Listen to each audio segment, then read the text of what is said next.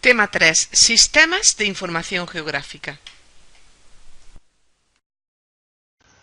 En este tema vamos a estudiar los fundamentos de los sistemas de información geográfica, comenzando con el concepto y definición de SIG, estudiaremos su arquitectura y funcionalidad y finalmente abordaremos los modelos y estructuras de datos en un sistema de información geográfica, concretamente los modelos raster y vectorial.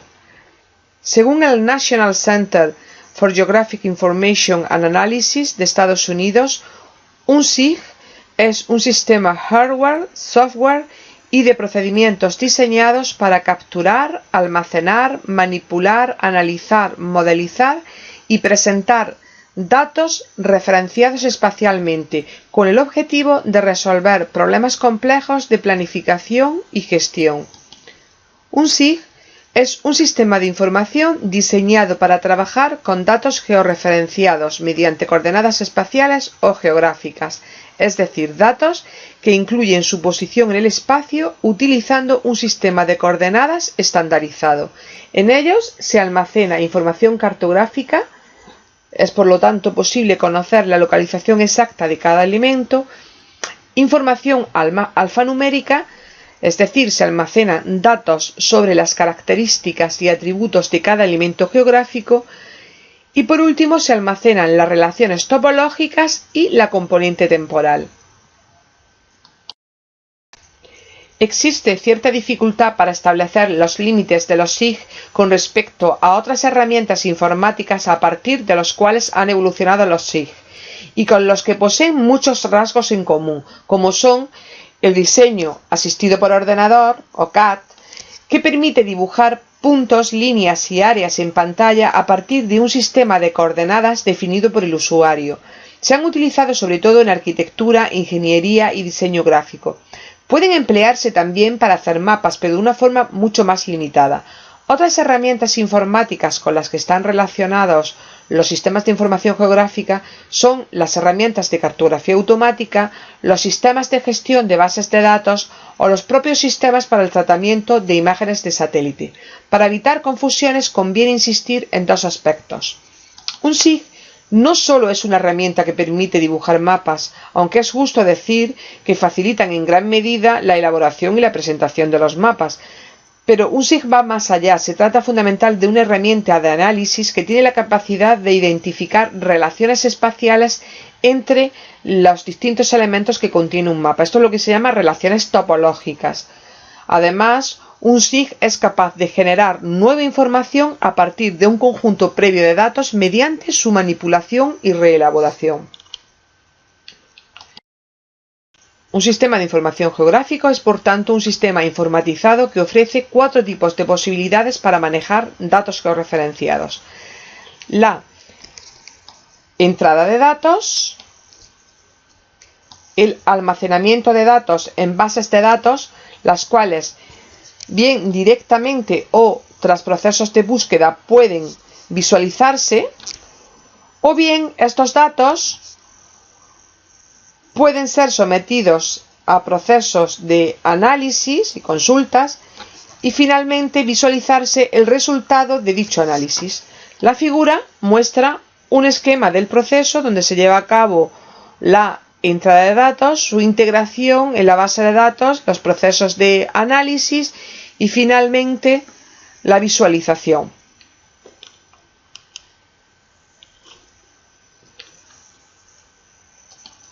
En la figura se presentan los elementos básicos que componen un SIG, que son los datos que contienen la información geográfica y han de ser bases de datos georreferenciados y digitales, los métodos, que son el conjunto de formulaciones y metodologías que se pueden aplicar sobre los datos, y por último el software, hardware y las personas que deben de ser expertas en el manejo de ese software. Las funciones que tiene Las funciones de un sistema de información geográfica son el almacenamiento, que consiste en codificar y almacenar los diferentes fenómenos que aparecen en la superficie terrestre usando modelos adecuados. Implica modelizar la realidad y codificar de forma cuantitativa ese modelo. Otra función es la salida de datos y su visualización. Un SIG debe ser capaz de generar representaciones visuales a partir de los datos numéricos almacenados. Además, debe ser capaz de generar cartografía clásica. En tercer lugar, tenemos las consultas, que consisten en obtener respuestas a una serie de preguntas sobre los datos y su distribución en el espacio. Una consulta seleccionaría un subconjunto de datos que el usuario necesita en función de un conjunto de criterios previamente definidos. Por ejemplo, seleccionar todos los municipios que tienen una población mayor de 30.000 habitantes. Hay dos tipos básicos de consultas en un sistema de información geográfica, que son las consultas basadas en la localización, que permiten obtener información de forma inmediata para cualquier punto del mapa, es decir, son capaces de responder a la cuestión ¿qué hay en? Implica que exista una relación de la información cartográfica con la base de datos de atributos. Por ejemplo, serían ¿qué tipo de uso aparece en un punto de coordenadas X e Y? O, en un radio de 15 kilómetros alrededor de ese punto, ¿qué usos existen? O, ¿cuáles son los valores de las variables área y precipitación en ese área de 15 kilómetros alrededor del punto? Las consultas basadas en las condiciones sobre los atributos consisten en establecer una serie de condiciones y el sistema será capaz de localizar las áreas o puntos donde se producen esas condiciones. Responden a preguntas del tipo ¿dónde existe o qué entidades cumplen una determinada condición? Por ejemplo, ¿qué entidades tienen un área entre 1.200 y 1.500 hectáreas? O ¿cuáles tienen una pendiente inferior al 5% y no están cultivadas?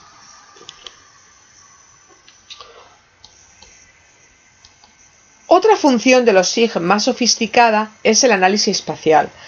Aplica herramientas de análisis espacial, álgebra de mapas, para desarrollar y verificar hipótesis acerca de la distribución espacial de las variables y objetos. Por ejemplo, los análisis de tendencias. Se le pide al sistema que sea capaz de comparar entre situaciones temporales diferentes y responder a cuestiones del tipo ¿qué ha cambiado? Permite identificar procesos y establecer el sentido de estos mediante comparación de mapas de una misma zona en distintas fechas. Por ejemplo, ¿los individuos de una determinada especie vegetal tienden a agruparse o permanecen aislados? Otro ejemplo de análisis espacial sería el análisis de pautas o patrones. Establecen patrones de distribución. Hay ciertas regularidades espaciales que pueden ser detectadas con la ayuda de un sistema de información geográfica mediante la comparación de la distribución de diferentes atributos. Por ejemplo, ¿disminuye la temperatura con la altitud?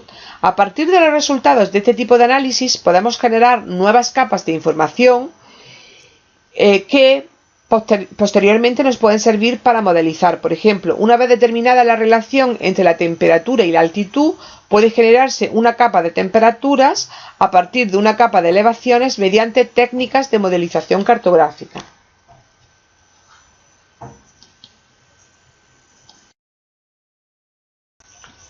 Otra función es la toma de decisiones.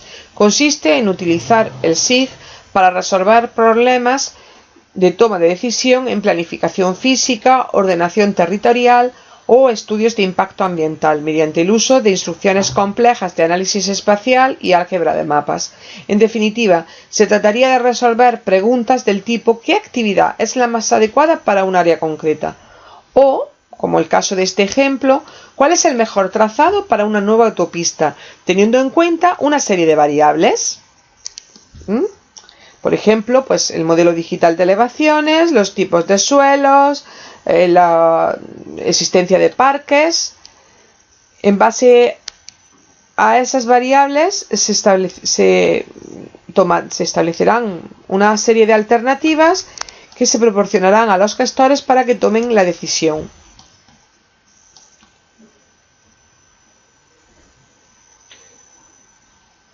Por último, la modelización, que es una de las aplicaciones más elaboradas e interesantes de los sistemas de información geográfica.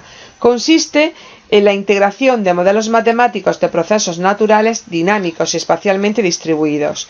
Se pueden generar modelos para simular el efecto que producirían posibles fenómenos o actuaciones en el mundo real. ¿Qué ocurriría si?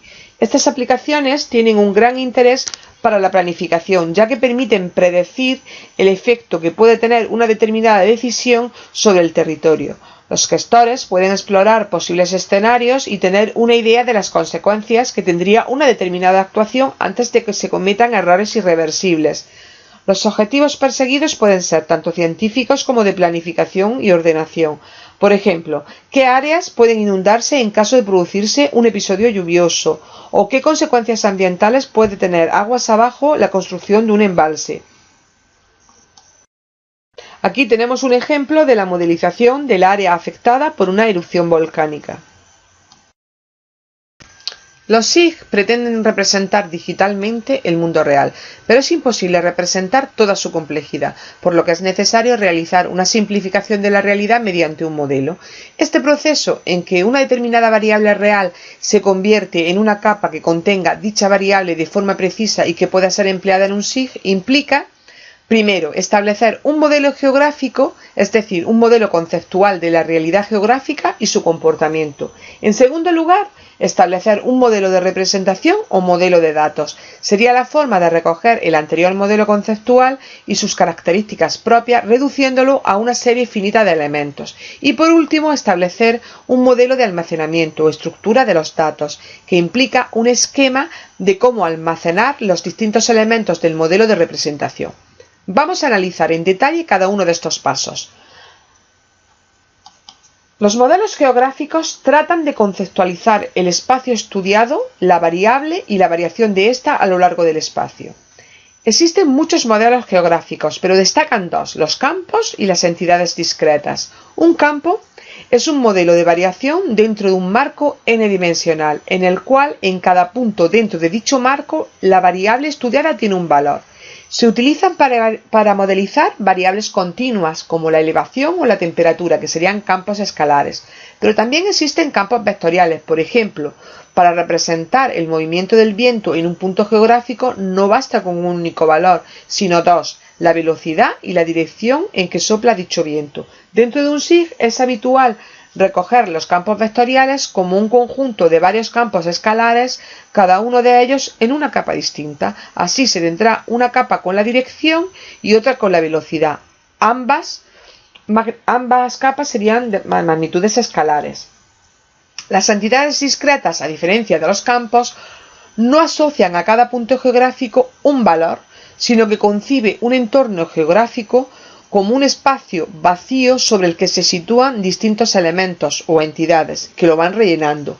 Cada una de dichas entidades posee unas características propias constantes para todas ellas. A partir de los modelos geográficos, el siguiente paso es reducir las propiedades de dichos modelos a un conjunto finito de elementos, de tal modo que el registro de dichos elementos sirva para almacenar la realidad que los modelos geográficos describen. Para ello empleamos los modelos de representación o modelos de datos. Se distinguen dos modelos de representación o modelos de datos en SIG, el modelo raster y el modelo vectorial.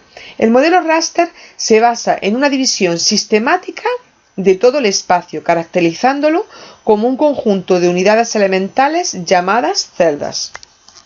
Aquí vemos esa división sistemática y cómo esas celdas se agrupan para constituir los objetos complejos que representan los elementos del mundo real. El modelo vectorial, por su parte, no divide el espacio completamente, sino que lo define mediante una serie de elementos geométricos con valores asociados. ¿De acuerdo? Como se observan aquí, estos serían los elementos geométricos, siendo su disposición no sistemática y guardando relación con los objetos geográficos presentes en la zona de estudio. En el caso de los modelos vectoriales, los objetos se delimitan atendiendo a sus propiedades geométricas, mientras que los raster los delimitan en función de la localización. Analizaremos en detalle el modelo de datos raster. Como hemos dicho, en el modelo raster el espacio se divide de forma sistemática en una serie de unidades mínimas de información, denominadas celdas o píxeles. Y para cada una de estas se recoge la información que la describe. La imagen muestra una malla raster de elevaciones, apreciándose los límites de las celdas y su valor asociado.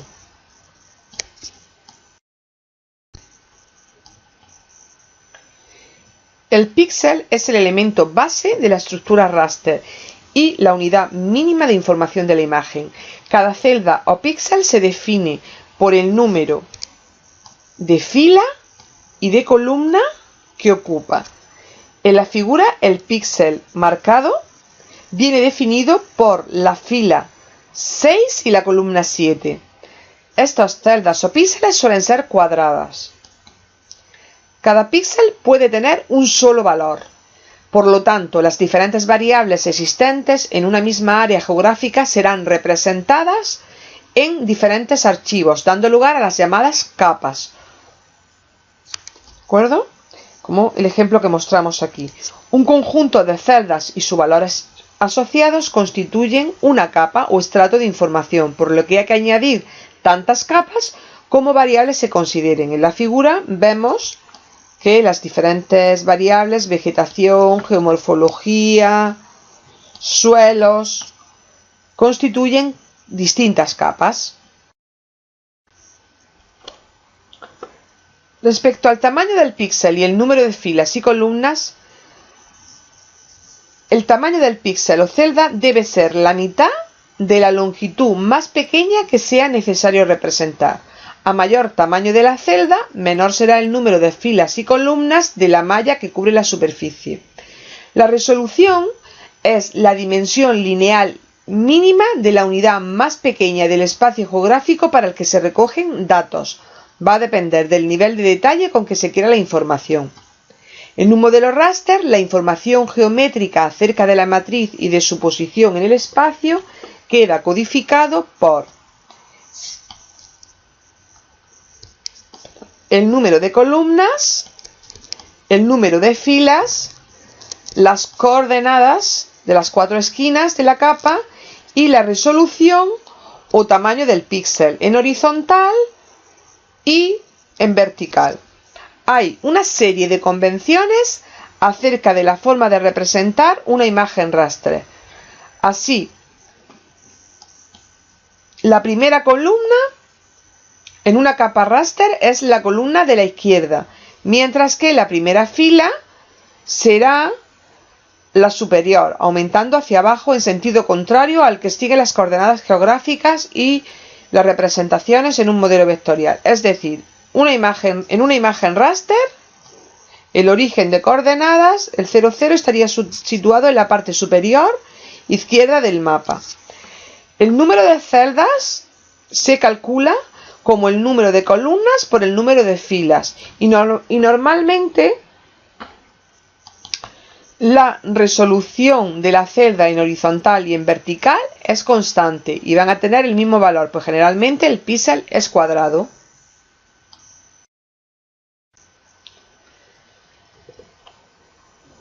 En los modelos de datos vectoriales, las características y la variabilidad de la zona estudiada se recogen mediante entidades geométricas, para las cuales dichas características son constantes. La forma de estas entidades, su frontera, se codifica de modo explícito, a diferencia del modelo raster. Usa primitivas geométricas, es decir, lo que serían puntos, líneas o polígonos, para representar los elementos del espacio geográfico. A las entidades se asocian una serie de valores que definen sus características, su componente temática y suelen almacenarse en una base de datos. El elemento fundamental es el punto. A partir de él se construyen líneas y con estas los polígonos. Un punto se representa mediante un par de coordenadas, la X y la Y de la posición del objeto. La línea queda definida por una sucesión de pares de coordenadas llamados vértices, que son los puntos que están incluidos en la línea. Y el polígono es la entidad utilizada para representar superficies y se representa como una línea cerrada. Quedan definidos mediante una lista ordenada de coordenadas que cierran, es decir, que empiezan y acaban en el mismo par de coordenadas. Se escogerá un tipo u otro de elemento para representar un determinado objeto en función de la naturaleza de los datos, la escala y del tipo de abstracción que se pretende hacer, como ocurre en la generalización cartográfica. Por ejemplo, una ciudad puede representarse mediante un punto o mediante un polígono. Tendrá sentido representarla mediante un polígono en estudios de planificación urbana.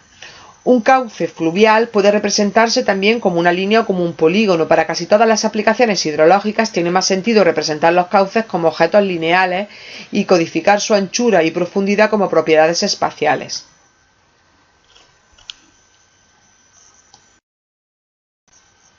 Los modelos de representación establecen las unidades básicas que definen la realidad, ya sean las celdas de una malla o las primitivas geométricas, en el caso del modelo vectorial. Y los modelos de almacenamiento establecen el esquema de cómo convertir esas unidades en valores numéricos de forma eficiente. Para ello deben minimizar el espacio ocupado por los datos y maximizar la eficiencia de cálculo.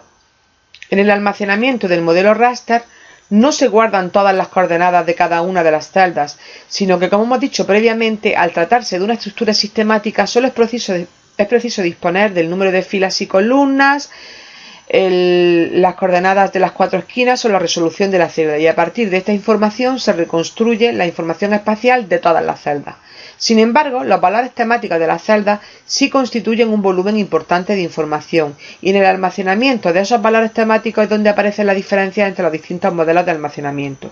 En general, los datos no conservan su estructura matricial, y se recurre a secuencias de valores o grupos codificados que posteriormente es necesario reordenar a partir del fichero de documentación. Para almacenar una capa se define el orden en el que se recorrerá la malla, denominado orden de barrido o de escaneo, de tal modo que la matriz bidimensional queda reducida a una cadena de valores, es decir, a un vector unidimensional. Los órdenes de escaneo más frecuentemente utilizados son los que vemos en la figura.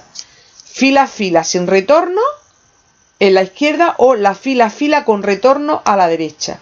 La solución habitual para evitar la redundancia de valores y lograr una compresión eficaz de los datos es la denominada técnica Run Length Encoding, que consiste en codificar una serie de n valores idénticos como un par de valores, el primero de los cuales representa el valor dicho que se repite n veces y el segundo es el número de veces que se repite, esto es n.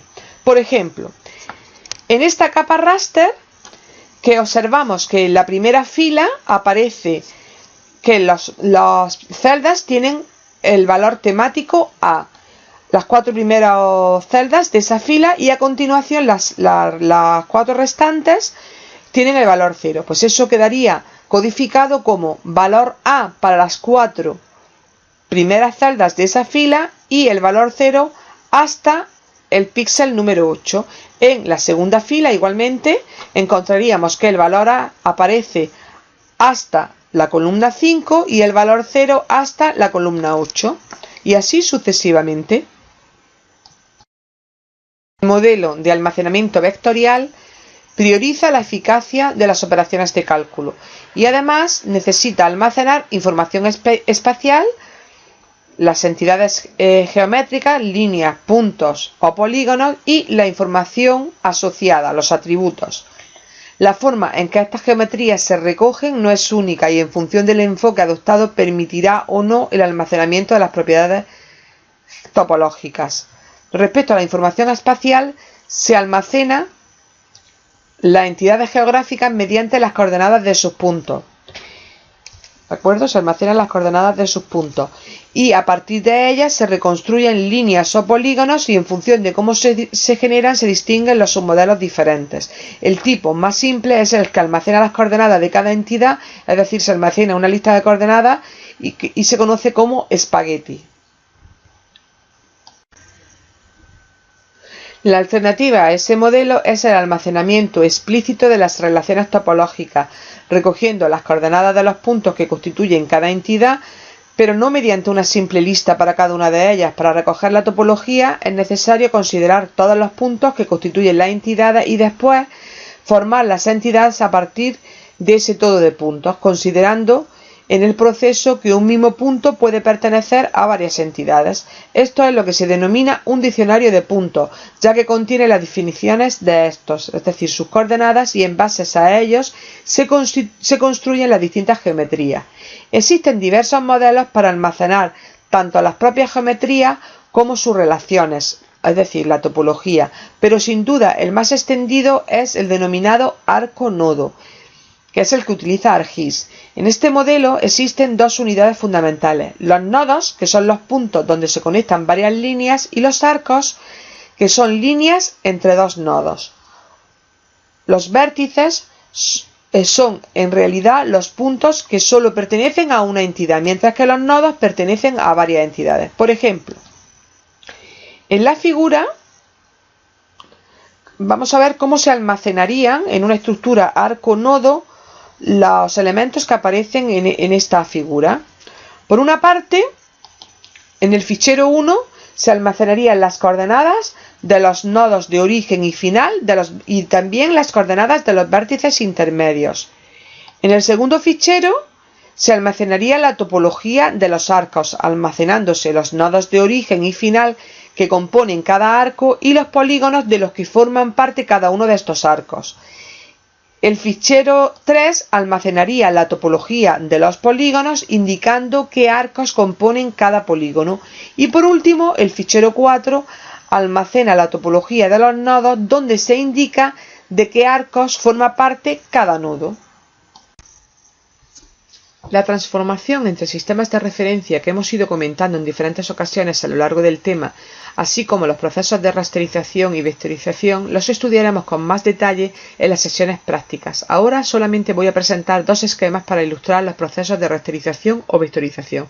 La rasterización se lleva a cabo cuando partimos de información original en formato vectorial y es necesario disponer de esta información en formato raster, por lo que se realiza un proceso de conversión vector-raster o de rasterización de la información. Este proceso consiste en volcar la información vectorial sobre la celda de la capa raster mediante un procedimiento dicotómico de presencia-ausencia. Si una celda queda ocupada parcial o totalmente por un objeto, sea punto, línea o polígono, se registra su presencia y, en caso contrario, su ausencia.